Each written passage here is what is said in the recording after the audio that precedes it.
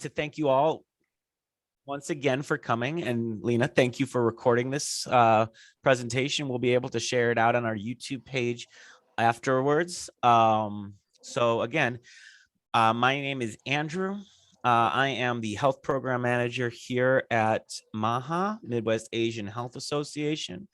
And we are very proud to welcome our panelists tonight. I'll introduce them to you in just a moment, and you're going to get to hear a lot more from them very shortly about the issue of underage drinking and how it's affecting our community.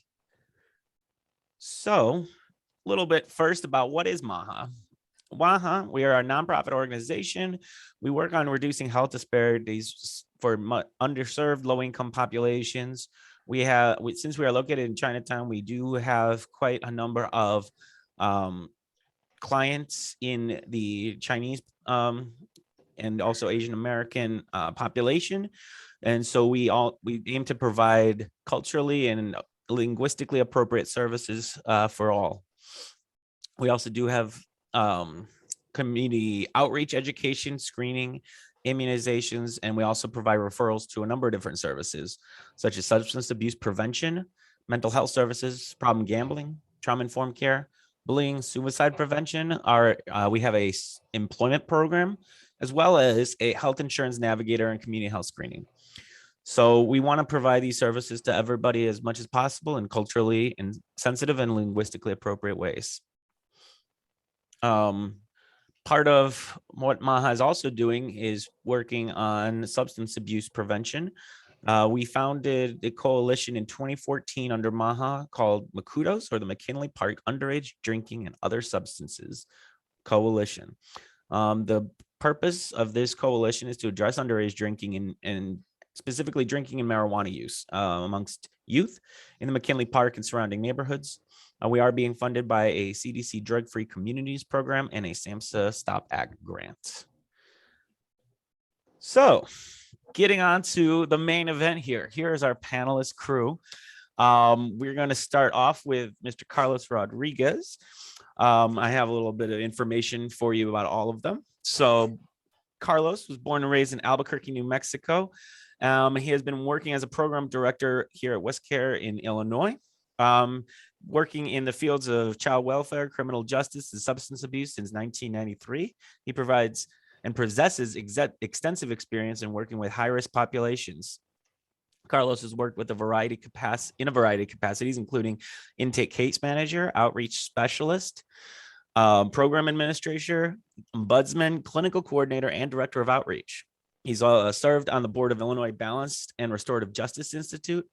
He also is a trainer on in the topics of experiential therapy, substance abuse counseling, cultural competency, neuroscience of addiction, gang prevention intervention, adolescent development, trauma and balanced and restorative justice. And then holds a BA in political science from the University of New Mexico and is also a certified alcohol and drug counselor in the state of Illinois. So quite a resume there, Carlos. Moving along here to our next panelist, we got Mr. Edward Boone, Community Outreach Coordinator at Northwestern Medicine. Mr. Boone has began his community organizing career in 1974 by protesting for open housing in Chicago's segregated Marquette Park community. Since then, he served as community outreach coordinator for Ann and Robert H. Lurie Children's Hospital and the Consortium to Lower Obesity in Chicago Children, in addition to violence prevention outreach for strengthening Chicago's youth at Lurie Children's Hospital. In 2011, Ed received the Neighborhood Housing Services Neighborhood Leadership Award for his efforts to improve the quality of life in the West Humboldt Park community. He currently serves on the Community Advisory Committee for Westside United and has developed a number of community initiatives, including BEEP, which is the Building Employment and Entrepreneurship Partnership, the West Humboldt Park Safe Schools Initiative, the Healthy Stores Initiative, and the Black by Black campaign focused on drug overdose prevention. So we are very fortunate to have Mr. Boone here to join us. Thank you. And then we have third coming up is Michelle Flagg. She is the Industry Direction director at the Industry Education Division of the Illinois Liquor Control Commission. So she helps to manage the Industry Education Division, which is obviously an integral part of what we're doing today here at the Illinois Liquor Control Commission. She's responsible for educating the liquor industry and the public in regarding the laws that govern liquor sales and consumption throughout the state. She is also a graduate of the University of Illinois College of Law and has a Bachelor of Science in Computer Science from Spelman College. So quite an interesting background there as well. Working and maintaining partnerships with local, state, and federal agencies, such as the Illinois Department of Transportation and Substance Abuse and Mental Health Services Administration, also known as SAMHSA. Despite the challenges brought along by the COVID-19 pandemic, Michelle still leverages her technology and social media outreach to collaborate with underage prevention stakeholders in maintaining and growing the ILCC's influence and efforts to combat substance abuse in Illinois. So Michelle, thank you so much for joining us. And last but certainly not least, we have Adam Davies here at the they are a health educator at Lurie Children's Hospital. Adam works is a health educator at the I'm not gonna be able to say this last name. You don't have to say it. We all just skip it anyways. Don't quote me on that. Good to know. Thank you, Adam. The Family Division of Adolescent and Young Adults Medicine and the Sex Development Program at Lurie Children's. They hold a bachelor's in social policy and gender studies from Northwestern University. In Adam's role, they serve as a patient advocate for youth who identify as intersex or have differences of sex development. Adam also coordinates substance abuse education, teaching harm reduction-based evidence-informed lessons to youth, parents, and community members. So that is our all-star squad of panelists for today. We all hope that you enjoy each and every one of their insights. We will also have a period at the end for some Q&A if you'd like to ask any questions of our panelists. So now, without further ado, I will get you on to our first presenter of today, Mr. Carlos Rodriguez. Bear with me as I switch screens here to make sure that we can present. Andrew, I thought you were going to say, now our meeting's over after those lengthy introductions. Right? If only. No, I'm just kidding. I'm glad that you're here. All right. Can everybody see that? We good? Thumbs up. All right, great. Well, Mr. Rodriguez, take it away. Yeah. Thank you guys for having me tonight. I want to especially thank Andrew and Lina and MAHA for allowing me to speak tonight. I'll be our leadoff hitter. I'm a baseball fan, so the World Series is tonight. So as soon as I'm done, y'all know what I'm going to be doing. So I like this quote by Albert Einstein, because tonight what we're going to do, since we don't have that much time, is we're going to make things as simple as possible, but not simpler. That's what Albert Einstein said. And so I'm going to do three things tonight. Okay. So I'm going to talk a little bit about adolescent brain development. I'm going to try to make it as easy as possible. We're going to share with you some data too about underage drinking. The second thing I'll do with you guys is we're going to talk a little bit about the role of trauma and how it leads to potential alcohol use disorders. And then finally, we're going to end this with some really positive news about how can we connect. Connection is really key to preventing alcohol use amongst underage people. All right, so let's get to the next slide here. So this is of somebody that y'all really ought to get to know. Her name is Dr. Frances Jensen. She's special. I don't know why she doesn't say Jensen, but it is Jensen. I want people to really grapple with her book, The Teenage Brain. She is a wonderful woman. She does all this wonderful research. She used to be at Harvard. Now she's at the University of Pennsylvania, and she does all this amazing work around neuroscience. In other words, how you can understand the brain. Adam, sure. Let's do it. Let's keep going here to the next slide here. So let's do a little bit of brain development made simple. Okay, let's get to the next slide. So here's a little picture of our brain. And so these are kind of, in a simple form, the parts of the brain that get impacted when somebody drinks alcohol. Now, here's the deal. There are 3 times in a human's life that the brain develops the most. Maybe people know it already, but I'm going to do it again anyway. So in utero, so before a baby's born, from birth to age 5, everybody can tell me, anybody who's a parent knows what happens then, right? They learn how to talk, walk, how to feel love, safety, all kinds of great stuff. And then there's a special period where the brain really takes off. And we say that's really around age 13 till maybe the late 20s. Actually, one of the things we say in our substance use field is keep them alive till 25. I used to tell my son this all the time. He's 23. I said, if you could not use drugs or alcohol before the age 25, the likelihood that you'll develop an alcohol use problem or a drug problem is very, very minimal, right? So let me share with you a little bit of data, okay? So first of all, nearly 750,000 young adults are actually drinking as we speak over the last month, okay? They've had at least one drink. The trends are really interesting. Back when I was in high school, that was prehistoric times, so back in the 70s, way more males than females drink. Right now, females actually drink more as of 2019. Like 20% of the drinkers are female and 17% are males when it comes to drinking. So they've got up by a little bit. So underage drinking is highest amongst white youth. But you should know this is that 82%, here's the positive part, 82% of youth between 12 and 20 years old really don't drink at all. And these are all from the CDC. Lina, what I'll do is I'll share with you a link so that people can see this stuff, especially the parents that are out there, so you can share this with people. So it's really, really exciting. The bad part is if somebody starts drinking probably really young, and I'm saying before 15 years old, the chances of that developing a huge drug problem are really astronomical. And that's because of this. And I'll just share this with you real briefly, and then we'll move on, is that right now, because of brain development, it's really easy to lay down patterns in a brain. So by repeatedly doing a behavior, you can really develop an addiction really quickly as a young person. And because we have something called plasticity in our brain, this really can be very dangerous for adolescents. So a lot of people think, wow, no, kids can bounce back really fast. It actually has really, really deleterious effects. So it's really, really dangerous. Let's go to the next slide now. So I like this quote from Dr. Gabor Mate. He's working out of Canada. He says, if people are addicted to self-soothing behaviors, it is only because in their formative years, they did not receive the soothing they needed. So he makes a strong argument through his research is that the reason a lot of people use drugs and alcohol is to self-medicate or self-soothe. And it's usually due to some kind of trauma, which I know some of our speakers will get into later. Let's go to the next slide. So yay, there's the Gabor Mate with me. I got to meet him. Next slide, please. I thought that would be fun to put that in there.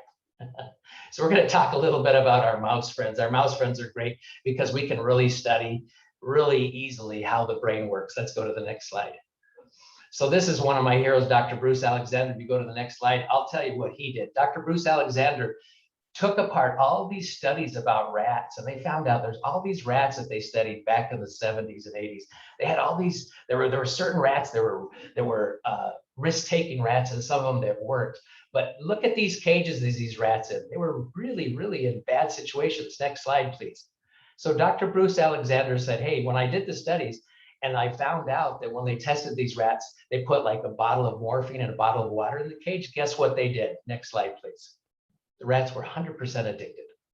He thought about this. He goes, I don't think I like this. I think we got to do something different. Next slide, please. So he said, is it the drug really that these rats are about, or is it the cage that's making them messed up? So guess what he did? He formed something called Rat Park. Look at this fun place. If you're a rat, you'd love here. So well lit, very wide open, lots of things to play with, this fresh stuff on the ground, plenty of friends to play with too. So there was other rat buddies going on. Next slide, please. And so again, it was 200 times bigger. It was filled with other rats. Of course, he did the same thing. He put morphine and water in there. And guess what happened? You guessed it. None of them were addicted. So Dr. Bruce Alexander really debunked this myth that somehow there's some people that are risk-taking and some aren't.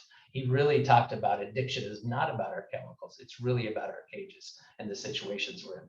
All right, so we talked a little bit about trauma there, and let's talk about people real fast. I'm going to move as fast as I can here. Here's the positive news, okay? My father's a Vietnam veteran, and he went to Vietnam, and a lot of his buddies ended up developing problems while they were there. Lee Robbins, who you'll meet in just a little bit, she did this study. She found out that 34% of the men that were in Vietnam fighting the war tried heroin, and a fifth of them became addicted. Let's move on. Here's a little picture of Lee Robbins, brilliant woman. Next slide, please. So she found out that when the soldiers came back, only 1% of them got re-addicted when they returned. What was going on? Well, it was their cage, right? It was their situation. Next slide, please. So this is what I love. I love this quote. When a flower doesn't bloom, you fix the environment in which it grows and not the flower. So this is the positive message tonight, is with connection, right? If we connect with people and show love and bring people closer together, we can actually prevent a lot of drug and alcohol use. And I'll end with this slide.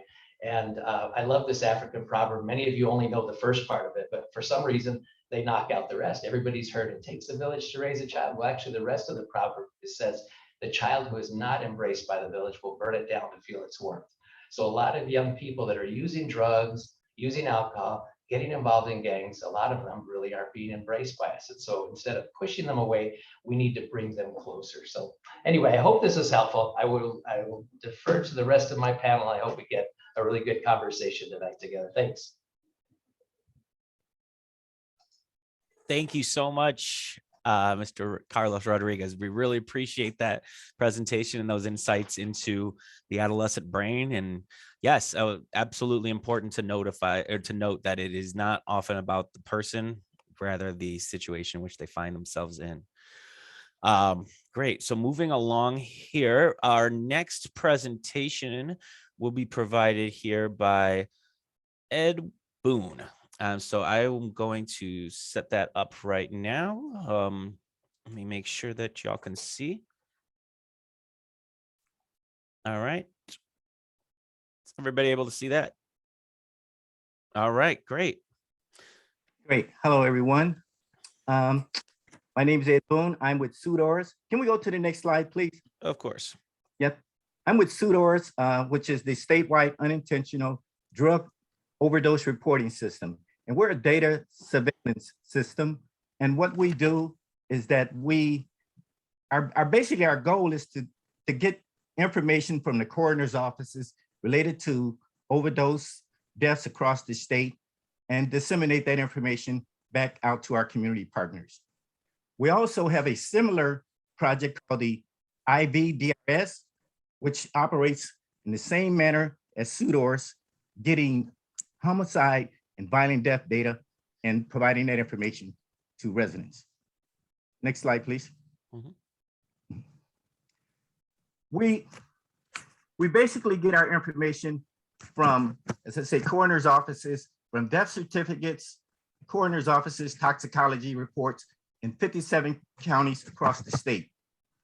That death information includes victims' race, ethnicity, if there was any opioids in their system, if any naloxone was used for an emergency response, if they had any release from a penal institution, or if they were the place of their death, and if they died at a industry or occupation. I'm sorry, next slide, please. Mm-hmm. Our McK-UDOS data can be used for monitoring trends over time, such as hotspots, where drug overdoses are taking place in a large number. These are basically our heat maps, which indicate areas where there are large overdoses taking place. And it basically helps you get some understanding about what's happening in those communities, whether those persons were recently released from custody, if they have any prior overdose emergencies, or if there were any misuse or history, substance abuse in their history. Sorry, next slide, please. So opioids is a serious problem, a health problem within the city. Majority of the overdose deaths involve opioids. Opioids are high dose prescription drugs or illegal substance like heroin that can cause problems with the breathing, and causes the brain to shut down. Fentanyl is a synthetic opioid, which involves a majority of the overdose deaths. How to respond to overdose deaths with using naloxone. Naloxone is a medication that can be administered to reverse the effects of opioid overdoses. I like to arrange for someone from the Southside Opioid Task Force to come in at a later date to provide some education around and awareness around opioid deaths. Next slide, please.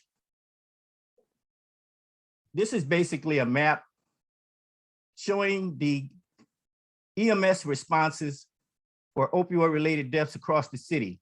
As you can see, the darker shades are mostly on the west side and the south side areas. It's hard to see where McKinley Park would be right in this area. And then in 2019, there were 10,490 opioid-related overdose deaths. Responses throughout the city, all 77 communities. In 2019, EMS responded to almost 7,000 overdose deaths at different locations. 60 of those locations were repeat locations. Next slide, please. From January to June 2020, there were 573 opioid-related overdose deaths in Chicago, 53% from the same period the year before in 2019. Communities with the most fatal overdose deaths, mostly on the west side, Humboldt Park, Austin, East and West Garfield. And then there are increases on the south side, but definitely all 77 communities are impacted. Next slide, please. Okay, here's the good part. Not so necessarily good, but it's what people want to see. These are some fatal overdose numbers from various zip codes in McKinley Park. This is from during the period of January through December of 2020. These are combined numbers for all of the zip codes. As you can see, for zip code 60609, there were 43 overdose deaths. They accounted for 40.1% of the overall combined overall fatal deaths in these 5 zip codes. 60608, 32, accounting for 29% of the overall, and then 60632, 22, and so on. For those same zip codes, there were a combined number of 83 males who overdosed, 24 females. The males accounting for 77% of the combined numbers. And here's a breakdown of some of the age groups. For the 15 to 24-year-olds, you can see that they're blank. The reason that they're blank is because the numbers were so low is that I had to suppress them or remove them for confidentiality purposes. Next slide, please. Here go the same zip codes. And basically we pulled out the race. Here, white individuals accounted for 24. And this is, again, combined with all of the zip codes combined. There were 24 Caucasian individuals accounting for 22.4%, and then African-American 33, and then the non-Hispanic, which would be Asian. Again, I had to suppress and remove because the numbers were so low in order to for confidentiality purposes. And then moving down, these show the locations. There were 75 individuals that overdosed in homes, apartments, or driveways. On the street, there were 12 individuals.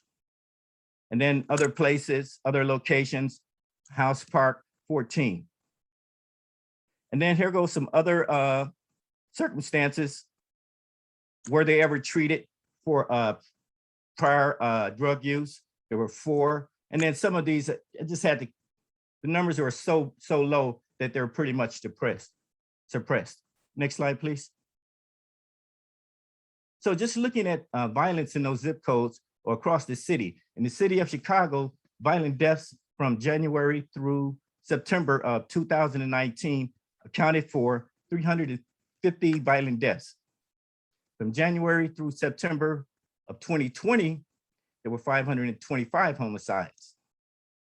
In January, September of 2021, there were 535 homicides so far, almost a 2% increase above the 2020 numbers, and almost 53% above the 350 over the same period in 2019. As of October 15th, 2021, there have been 338 juveniles shot in the city of Chicago and 42 killed. Next slide, please. Here are some numbers related to the violence in the various zip codes that I mentioned earlier.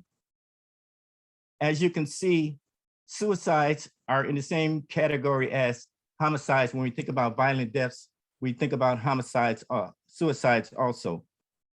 Again, as you can see, from age 0 to 24, I just pulled the numbers for the suicide because they were so low, again, for confidentiality purposes.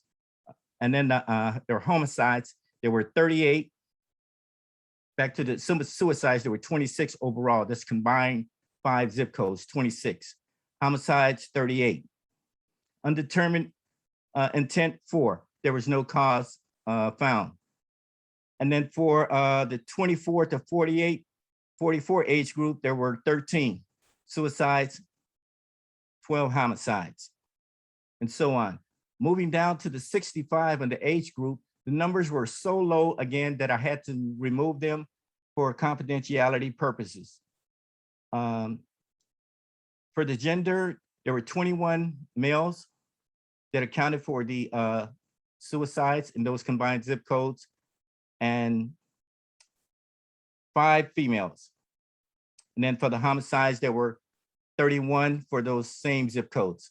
And then in the next category, again, looking at the race, ethnicity, African Americans 4, accounting for 20%, then white 7, and then Asian, which I removed for confidentiality purposes.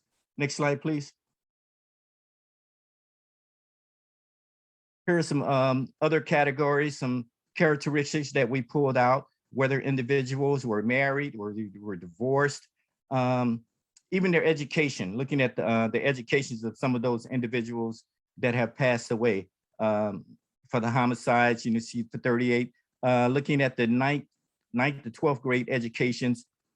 For the suicides, 5 of them had a 9th to 12th grade education, and then 16 for the homicides there.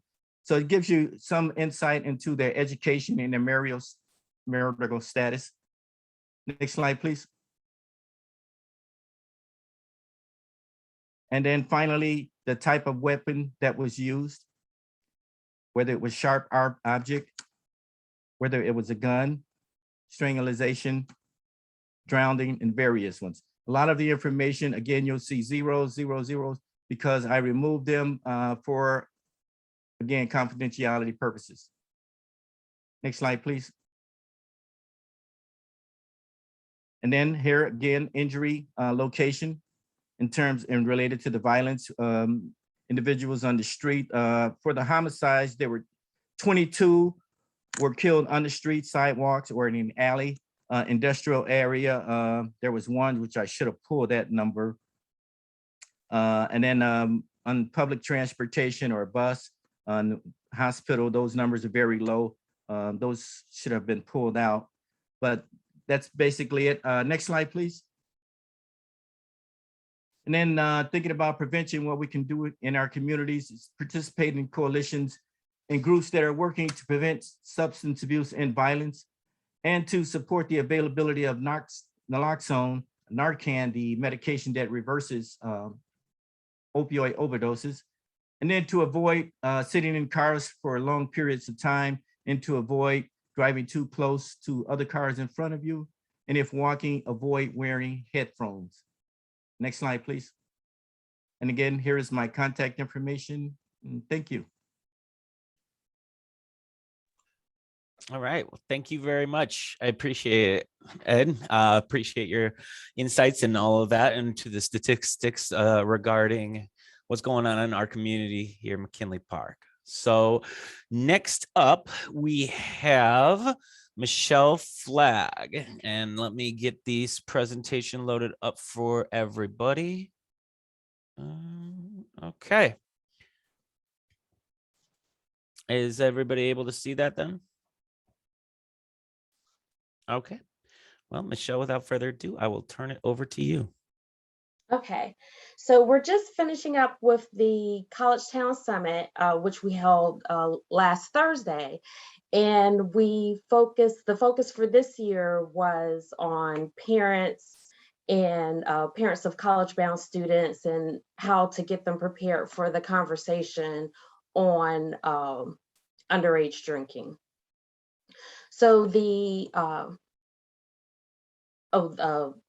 okay, great. So the Illinois Liquor Control Commission, we're committed to raising awareness about the negative consequences of underage drinking. So that goes to some of our programming, such as the College Town Summit, some of our publications regarding alcohol poisoning and other items, some of our YouTube videos on social host laws, etc.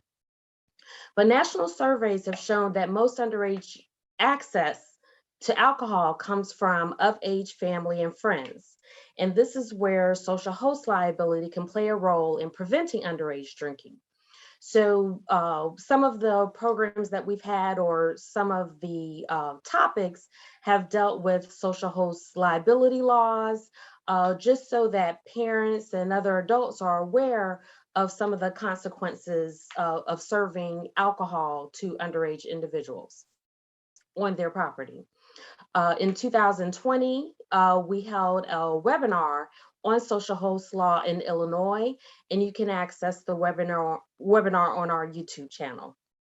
I have the link here for our channel, but if you Google the Illinois Liquor Control Commission, you can come up to the our channel there as well. Next slide.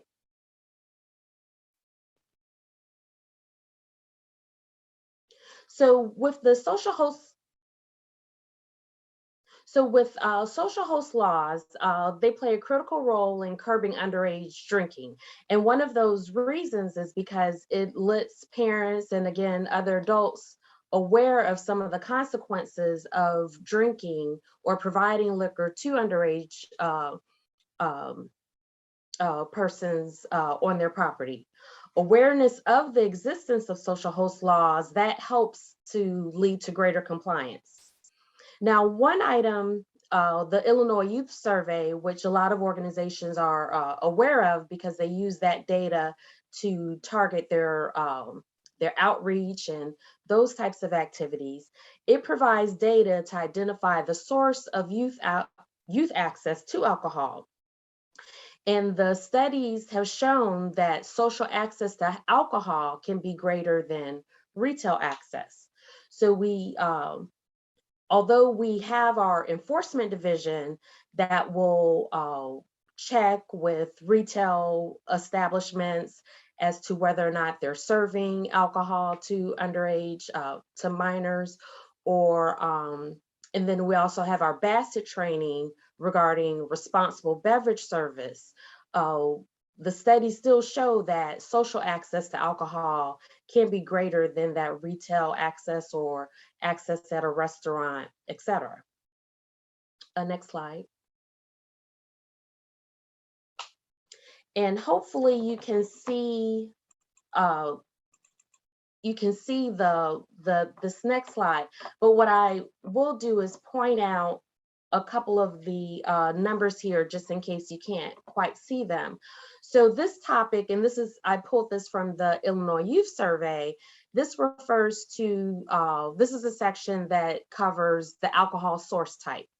And so the different categories, it has any retail source, any social source, so that can include parents, friends, party, etc., and then there's another category, stole or took without permission.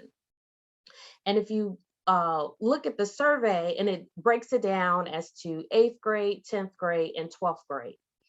And so as far as the retail source in 8th grade, you can see I bought it at a bar or restaurant. That number was as low as 5%. But then when you go to any social source, those percentages jump up to a friend gave it to me, that's 26%. I got it at a party, that's also at 26%. I gave a stranger money to buy it for me, which is really kind of retail source, because that person went to a retail store. But there it drops down to 6%. And then my older brother or sister gave it to me, we're going back up to 15%. So it's family and relatives and other adults that are providing that social access. And so that's why the awareness and knowledge of parents or caregivers, et cetera, it's important for them to know in the role that they can play in reducing underage drinking. Next slide, please. And so with the College Town Summit, again, although that was geared towards college-bound students, the same information can still apply, because when you look at the parent communication about drugs in the past year, it's a good thing. Parents are communicating with their underage children about drugs and not to use them. So you'll see in 8th grade, with regards to alcohol, it's as high as 58%, 10th grade, 58%, 12th grade, 51%. So all of those percentages are over 50%. But then if you look at don't remember, that category, it's 12%, 8%, 7%. And in some of those cases, having a more structured conversation, a more intentional conversation about drugs, as opposed to just don't take them, or alcohol, just don't drink it. You can have tools to help you with that conversation. Next slide, please. So what I have here is a list of resources that are available to you. Go back one. So on the Liquor Control's website, we have a section. If you go to the Education Division, we have literature. You can request hard copies of the materials, and then PDFs are available as well. And then the Illinois Youth Survey. If your child's school does not currently participate in it, then that's something that you might want to encourage your school to participate, and encourage the students to respond to that survey, because that's the survey that helps underage prevention organizations direct their resources and know where to put their outreach. Next slide. And then prevention.org. They're a very great organization. They provide research and data and webinars as well that can help with parents and having that conversation, and then also being aware of trends that are out there. And SAMHSA's already been mentioned, but again, on their website, they, as part of their Talk They Hear You campaign, they have resources for parents, again, to help with that conversation. And our presenter from last week mentioned that it's good to have multiple conversations. So a lot of little conversations as opposed to one big talk. So that concludes the information that I have as regards to parent resources and parent responsibility. Thank you so much, Michelle. I appreciate it. Giving those resources to the parents is certainly integral in the process. I mean, there's nobody that kids will listen to more than the one that's at their home. So certainly appreciate you providing that insight and providing access to those resources. Again, I'll just let everyone know that we have this being recorded. So if you want to check it out on our YouTube channel, refer back to some of those resources, you can certainly do so. All right. And we have Adam coming up right now. Let me make sure I can share my screen with you. Okay, I think you can all hopefully see that one. Perfect. All right, Adam, go ahead, take it away. Awesome. And I'm going to be talking a little bit about alcohol use and harm reduction. And just a reminder, I teach classes to middle schoolers. So a lot of my perspective comes from conversations that I've had with kids who are between 5th and 8th grade. So you can go to the next slide. So we're going to talk a little bit about harm reduction today. And harm reduction is basically any strategies aimed at reducing negative consequences associated with certain activities, right? So we use harm reduction all the time. If you drove somewhere today and you put on your seatbelt, that's harm reduction. If you wore a mask in the grocery store today, that's harm reduction. If you use a condom when you have sex, that's also harm reduction. But harm reduction is also something that can really specifically be applied to substance use. And if you go to the next slide, harm reduction is something that was really created specifically for substance use. It's been kind of expanded out into other areas as well, but is just a system of strategies to kind of reduce negative consequences. So when I'm talking about harm reduction with youth, and I'll show you what I mean, we're talking about scaffolding different levels of like resources and different levels of strategies to reduce harm. And there's quite a few reasons why we might choose to use harm reduction. And if you go to the next slide, and it's important to know, right, when we're talking about harm reduction, that doesn't mean that we're ignoring or minimizing like all of the risks that come from using substances, right? We are having conversations with youth that let them know about those health risks that Carlos talked about and things like that. But it also means that we're meeting people where they're at, which has been found to kind of reduce morbidity and mortality. A big thing that it does is it makes sure that for people who are using substances, they're not locked out of the conversation, right? They're still a part of that conversation. And in a lot of different ways, they've kind of found that when people use harm reduction strategies, folks who are using substances have an easier time accessing healthcare for like substance use disorder when they choose to do so. Harm reduction is helping us reach kind of vulnerable youth populations, right? So part of harm reduction is recognizing all of those like societal factors that go into why someone might choose to use a substance. It's challenging the stigma around substances, and it's kind of making sure that we're reaching youth that might not otherwise be reached. And it's recognizing the rights and strengths of youth, right? So it's really easy to go into a classroom or a space and say, hey, you are under the age of 18, you don't know what you're talking about, like, listen to me tell you not to use alcohol. Harm reduction is saying like, hey, you're under the age of 18, so you might not have as much information, or these might be more difficult decisions for you to make. So like, let's talk about like how to have those conversations, like who are trusted adults that you can talk to, what is the information you need to make really good decisions for yourself. And harm reduction is a way of reducing stigma, right? So stigma can prevent individuals, it can prevent kids from seeking care and seeking treatment. And harm reduction can also impact actions and policies.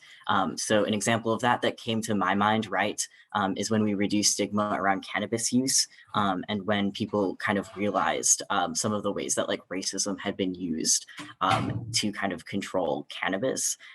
When they legalized cannabis, that actually helps with harm reduction, because now at least when people are using cannabis, if they choose to do so, they know exactly what's in that. They know it's not synthetic cannabis, and they know that it's like regulated.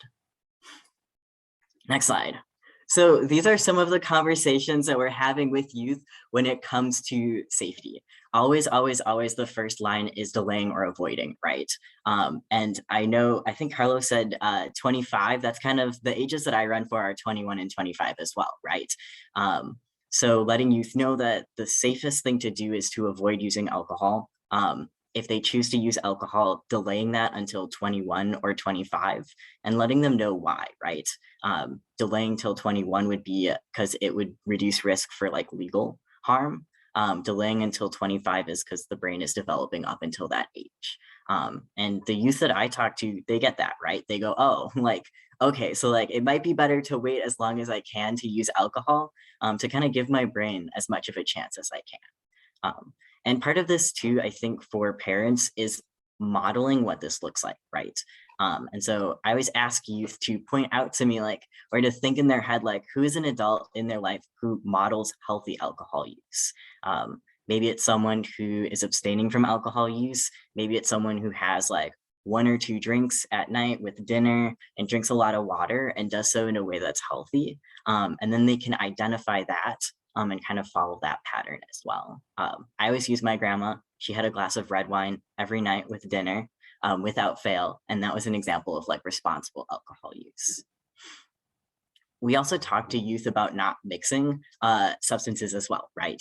And I think specifically talking about healthcare providers, and I always let youth know, right? Like if you're talking to a doctor and they're prescribing you a medication and you don't know how this medication interacts with other like substances, interacts with alcohol, ask, right? That doctor's job is to tell you, and then you can be better informed and go, oh, I'm on an antibiotic right now. I'm not gonna drink alcohol because I know the two are gonna mix. So we're scaffolding, right? Best case scenario is youth are abstaining from using alcohol or delaying it until they're 21 or 25. We know that's not always the case, right? You saw the numbers around 8th graders and up who are drinking and who are using alcohol. So for those youth, there are some additional strategies that can be really helpful. One of those is knowing correct dosages, right? It can be really easy to look at something and say, hey, like these are the same size, so they have the same amount of alcohol. But if you had like an entire cup of tequila versus an entire cup of beer, those are going to be really different. So explaining dosaging to kids. Next slide.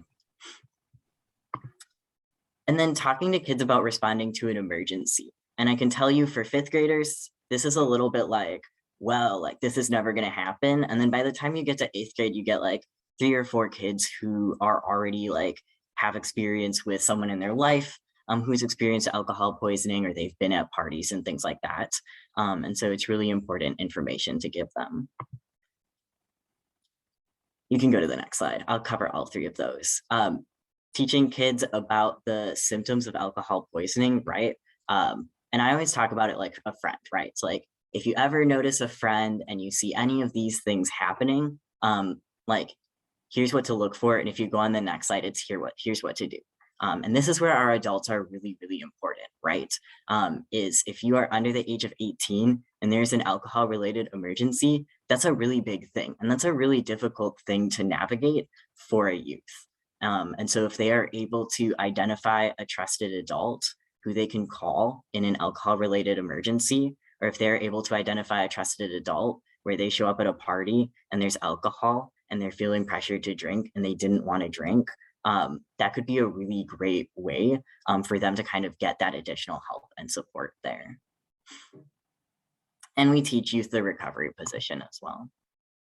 You can go to the next slide. Other ways to help promote youth safety and other ways that kind of trusted adults, parents, guardians, etc., can help is developing those other strategies for stress relief. So we know that youth are kind of more likely to use substances if they have marginalized identities or if they have mental health concerns. And so kind of supporting youth in figuring out like what ways to deal with stress work for them. And I always ask kids, right? You can always ask them like, hey, like what are some things that you do to cope with stress? I just listen to a podcast or I just like pet my cat and let them kind of tell you or like brainstorm with them as well. And then I wanted to close it out with just some tips for having these conversations. And Michelle already kind of took the main thing I was going to say, right? Which is that you don't have to have one presentation with kids, right? This is something where you're kind of like building it over time and really like, honestly, like you're making it so that they know that you're an adult that they can come and talk to you, right? So you could start by asking more general questions. If your youth has like substance use education in school, that's a great time to bring it up. What did you learn? Did anything stick with you? That type of thing. Asking students what they know, or asking youth what they know about substances, right? What do you know about alcohol? My 5th graders don't know very much. My 8th graders, they know a lot more, right? And so you can kind of have conversations at different levels. With 5th graders, it might just be like, what is a substance? What does that do? And then you can kind of like build it up over time. You're really going to want to kind of like, oh, you can, I will hurry through this last part, I promise. And this last slide, we're going to skip anyways. So I will keep us on good time. Really put yourself in that young person's shoes and make sure to be really calm and relaxed, right? And not to lecture. If you have a conversation with a youth and you just go like, don't use drugs, don't use alcohol. If you ever do this, like I'm going to do that. That youth is going to identify you as not a safe adult. And when something happens or they're struggling, they're not going to feel comfortable going to you. So like, I would prefer that you not use drugs and alcohol. Here's why. And if this ever happens, like, please come to me because I want to have this conversation with you. And that's what I'll leave you with. And we can, the last slide is just things to think about to yourself.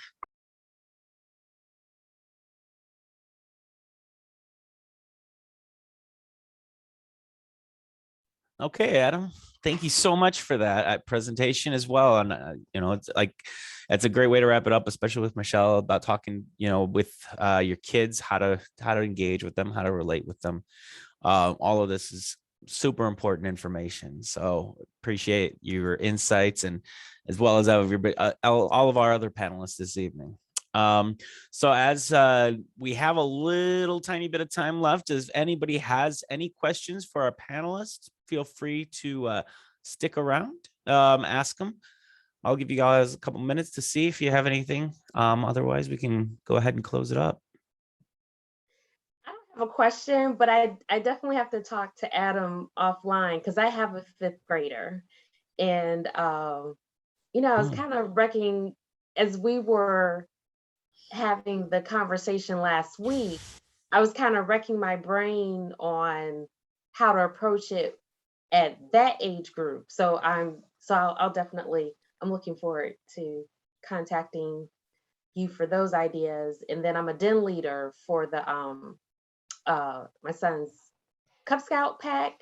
And so along with Red Ribbon Week, which is why we're here, we're going to work on a conversation so that they can get the patch, the Red Ribbon Week patch. Yeah, definitely. I am not a parent, but I know from teaching it can be really hard to have the conversations with 5th graders. So I'm happy to brainstorm that with people. Yeah. Okay, great. Wonderful. Glad to see these connections being made. Any other questions, comments from the audience? It's a lot of information to take in. Right.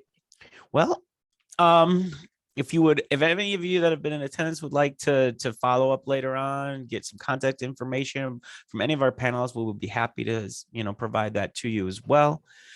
Just wanted to thank everyone again for coming tonight, and a special thanks to our panelists, Carlos, Adam, Edward, and Michelle.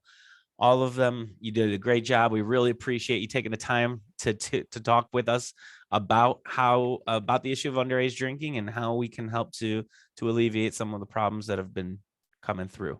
So again, thank you all for being here in honor of Red Ribbon Week. We hope you have a great rest of your evening as well as a great rest of your week.